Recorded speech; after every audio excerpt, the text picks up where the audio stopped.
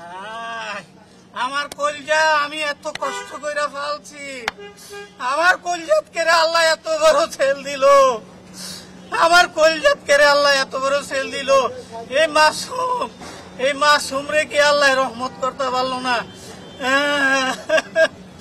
এই মাসুমের দিকে কি আল্লাহ রহমত করতে পারলো না?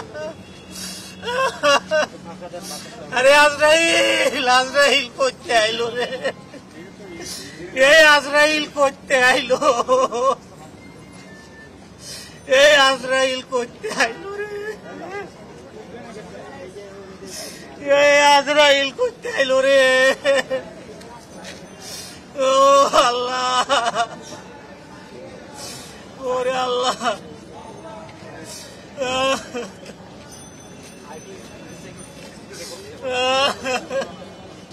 আমরা তো তাৎক্ষণিকই খবর পেয়ে ফেলছি, মানে ক্রাশ করার পরে সাথে সাথে খবর পেয়ে ফেলছি। তো আয়সা তো লোকজন উদ্ধার করার কাজে সবাই ব্যস্ত হয়ে গেছে, কে কোন দিকে গেছে তো খুল পাইতেছে না। নাতিকে পরে আমরা ওমেন মহিলা কলেজে ওখানে নিয়ে আসছিল, ওখান থেকে আমরা বানি ইউনিটে নিয়ে আসছি। এখানে বাতিজা আছে, ও তো আল্লাহ নিয়ে গেছে।